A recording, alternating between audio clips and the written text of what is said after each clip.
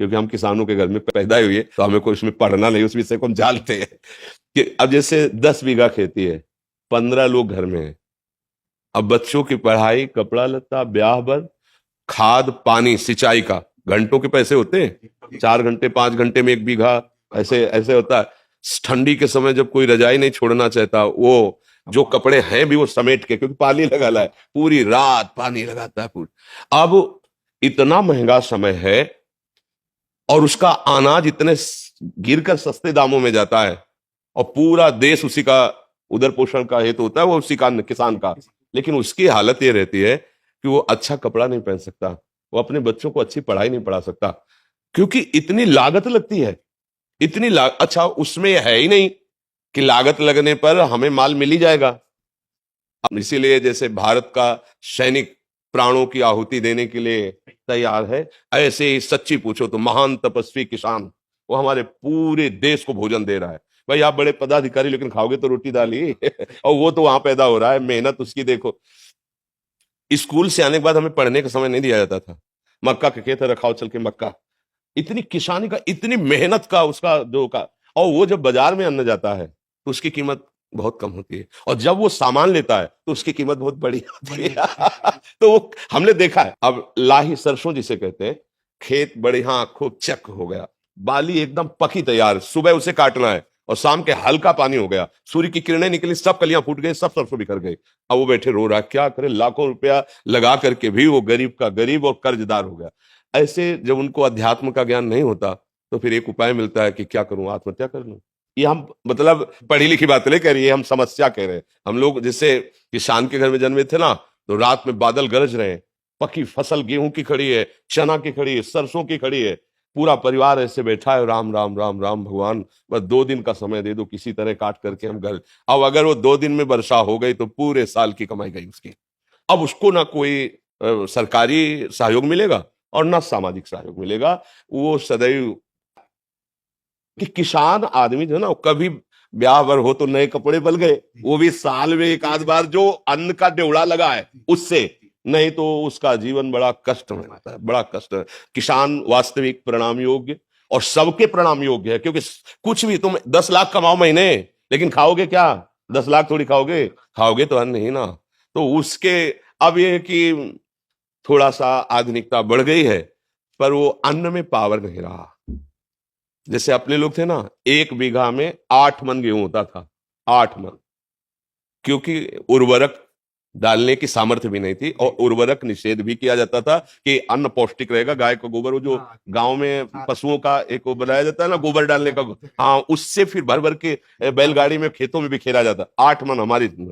अब जो है 60 मन, 40 मन, 45 मन, पर उस अन्न में ऐसे केमिकल उर्वरक तत्व मिल गए कि वो हमारे शरीर को हानि पहुंचाते हैं, स्वस्थता नहीं सुरक्षित रह पाती। किसान का अगर सरकार से अच्छा सहयोग हो तो भले कुछ हो, नहीं तो वो आज अच्छा, खेती में जैसे आप बार बार उर्वरक डाल रहे हैं तो उसकी क्षमता कम हो रही है, भूमि की क्षमता कम हो रही, वो अन्न फिर उतना नहीं उपजा पाए।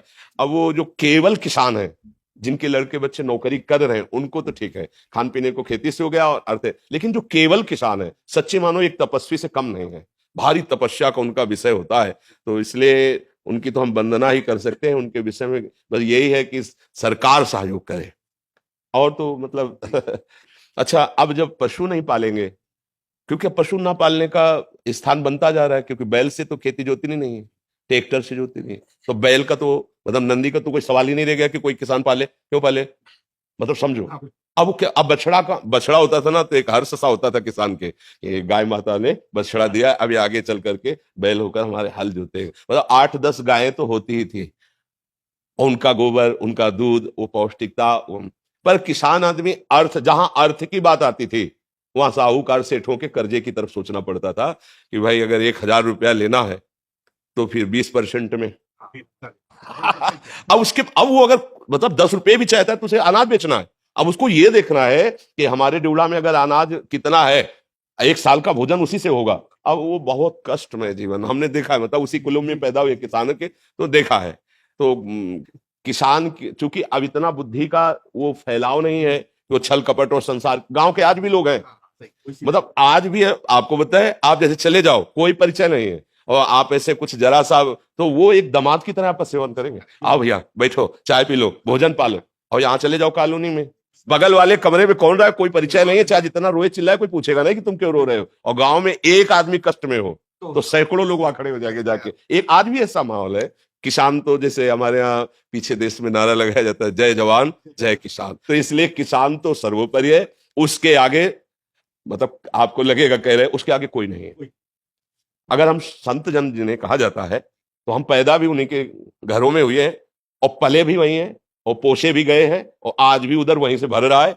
आज भी उन्हीं के, अगर कोई भी है तो अन्न कहां से आ रहा है, किसान से तो आ रहा है, कोई ना कोई तो दे रहा है। बड़े बड़े परमहंस जो है भगवदानंद में डूबे हुए घरों में जाके भिक्षा, नारायण हरि लाओ भिक्षा दो, तो वो चाहे भूखा रह जाए पर उसको पवाएगा। ये मतलब सहानुभूति उसके हृदय की, हाँ उसकी सह तो और तो कोई सहयोग कर नहीं सकता, क्योंकि वो ऐसे लोग होते हैं कि ऐसे नहीं कर सकते। ये भी बात है, गरीब हैं, मेहनत करते हैं, पर वो ऐसे नहीं कर सकते। वो ऐसे ही करने की कोशिश करेंगे, हमारे पास जो सूखी रुकी है खा लीजिए।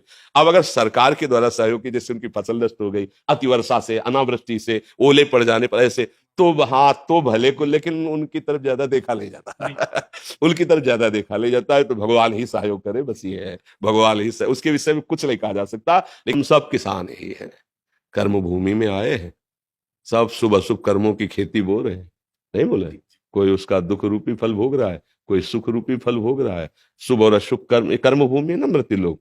वैसे तो हम सभी किसान ही हैं, पर वास्तविक जो प्रगट लीला में जिनको किसान कहा जाता है, ये बड़ी ही मतलब तपस्यामयी जीवन होता है किसानों का।